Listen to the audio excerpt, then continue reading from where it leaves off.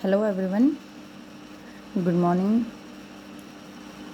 Today we are going to start our chapter 2nd of 10th class, that is magnetic effect of electric current. In this video we will discuss about each and every concept in your syllabus. But before going to the detail, let's discuss about some basics of this chapter, as we are talking about the magnetic effect of the electric current. In last unit, that is at electricity, we have studied about current, potential, electric field, that is whole term of the electricity which are related to the electric current. And in this chapter we will study the current effects, that is with the help of current we can also produce magnetic effect. If there is current flowing in any circuit, then there will always be magnetism related to that current. So as we will talk about the magnetic effects, so first let's discuss what is magnet, what are the basic type of the magnets, and what are the properties related to the magnet. A magnet is that substance that possesses the property of attracting certain substance, such as iron, nickel, etc. is known as magnet. That is, magnet is that particular substance which can attract other magnetic particles. For example, iron and nickel are the magnetic materials. Magnet can be of two types, natural magnet and artificial magnet. Actually, magnet terms comes from the simple word, that is Magnus, who first observed the magnetic effects, and due to that person this term arises, that is magnet. And we are talking about the type of the magnet. There may be two types, natural magnet and artificial magnet. Natural magnets are those magnets which are found in nature and has an attractive property that can be extracted as a ores or maybe simple as a material, as a metal or non-metal. Here, for example, iron, this is the element and this is called as natural magnet because it has attractive properties. And if we will talk about the ores of the magnet, ore means the forms in which iron found in nature. For example, hematite, magnetite, these are the ores of the natural magnets, that is iron magnet. Clear, students? Now artificial magnets are man-made actually. Those magnets which are produced by us are called as artificial magnets. Next is uses of the magnet. Where can be used the magnet materials? In radio, speakers, medical therapy, MRI. I hope in your family anyone have already done MRI. MRI stands for magnetic resonance imaging. That means with the help of MRI we can take the image of the organs of the body by magnetism concept. What MRI does? It scans using a magnetic field of powerful magnet to create pictures of the organ and structure of the human body. These are the uses of the magnet. Next is magnetic substances. The different metallic substance from which magnet can be made are known as magnetic substances.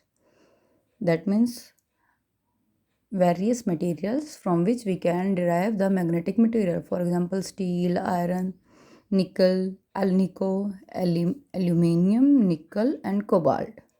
These are the magnetic substances from which we can form the magnetic materials. Next one is non-magnetic material. These are the materials which have the properties of attracting the other magnetic materials. But non-magnetic materials, non-magnetic substances do not have any properties like attractive properties. For example, wood, glass, these materials do not attract others. Aluminium. Next is magnetic compass. Magnetic that means which can be used to detect the magnetic field, magnetic effect. And compass is actually a needle. So we can say magnetic compass is a freely suspended needle which is used to detect the magnetic effect. It is actually enclosed in a simple glass case, and in that there is a needle pointing as north and south direction. And with the help of that we can detect if the magnetic field is flowing or not, depending on the deflection of the needle. Clear, students? Next is basic laws of magnetism. And the first law is a freely suspended magnet always aligns itself along the north-south direction. That means if you will put a magnet by attaching it a thread freely, then it will always point out the direction north-south. Like poles of a magnet always repel each other while the unlike poles attract each other. Next is magnetic poles always exist in pair. Yes, this is the most important law. That is we can never have a single pole, or you can say monopole. Mono means one and pole means that means if you want to create a single pole that is only north or south, you cannot do that, because poles always exist in pairs, that is north and south. For example, if you have a magnet and you want to break it by hammering or by some other methods in which the magnetism do not lose. But ultimately you will find that after even breaking of the magnet into pieces, each and every piece of that particular magnet have both poles, that is north pole and south pole. Clear, students? These all are the basic concepts, that is what is magnet, what are the type of magnet, artificial or natural magnets, what are the basic laws, what are the properties related to the magnet. I think these concepts you already studied in 8th class. Now we will talk about the magnetic effect of the electric current. That means we will go to the syllabus, and the first one is magnetic field. As you have studied earlier, electric field, what was the electric field? It's the space or region around a charge in which the force of attraction can be measured.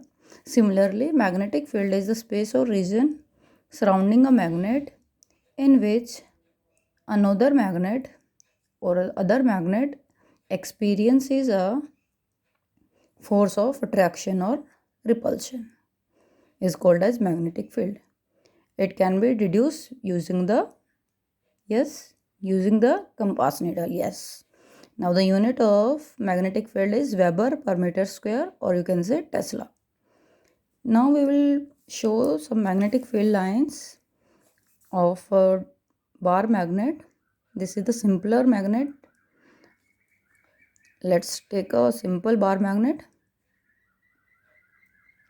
Magnetic field lines are actually the lines which shows the path along which the north to south or south to north. Inside a magnet, that is, the field goes from south to north, while outside the magnet the field line goes from north to south. So we can show here the magnetic field lines for a bar magnet. Here outside from north to show, the arrowhead can show it, and inside it is shown by south to north. That means if the field lines are going from north to south outside and south to north inside, that means field lines form the closed loop. Clear, students? Here is the single bar magnet we have taken. Now we will take two magnets and we will put or place them in different situation. Let's see the field lines. Here this is the first magnet and this is the second magnet, and we have placed them facing the opposite poles. This is the north pole of first and this is the second south pole of the second magnet. And as you know that field lines always goes from north to south, so such type of field lines will be formed between the two magnets. Now take the again another situation. Here we have put the first magnet and the second magnet facing the same poles, that is north north, and you know that there is always repulsive force between the same poles.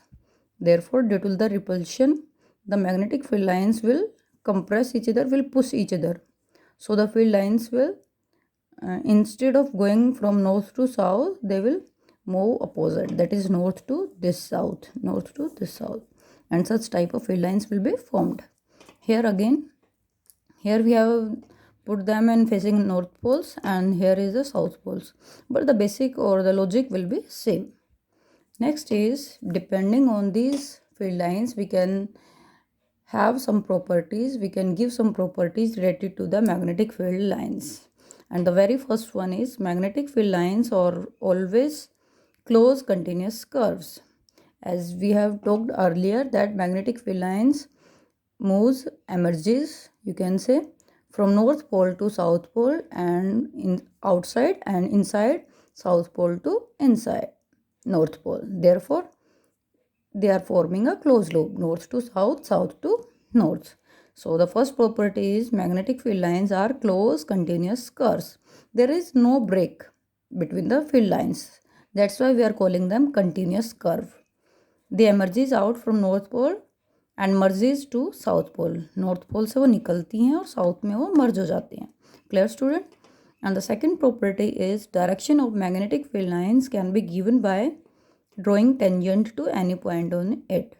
That means if we want to find out the direction of the field lines, then we have to draw a tangent at any point, at any line. If you want to find out the direction at any point, then we need to draw a tangent, and that tangent will give the direction of the field lines. Next is, magnetic field lines never intersect each other. Here you can say that magnetic field lines are not intersecting each other. Inside also, the magnetic field lines will be parallel to each other. They are not intersecting, and outside also. Because you know that if any field lines, or you can say any two field lines, will cross each other or intersect each other, crossing point, at that crossing point there will be two direction, and for any object it's not possible to have two direction at a single point. That's why magnetic field lines never intersect each other. Converging magnetic field lines means stronger field. Converging means, if the magnetic field lines are quite closer to each other, that means here is the stronger field. And if the magnetic field lines are diverging, that means it's a weaker field. So near the poles, magnetic field lines are quite closer, that is converging, so the stronger is the field near the poles. And as we move away from the poles, the magnetic field lines are diverging, and hence a weaker field. Clear, students? This we have done. In next class we will discuss about the next topics. So read these topics, and if you have any problem, then discuss to it to me. Okay, students, goodbye.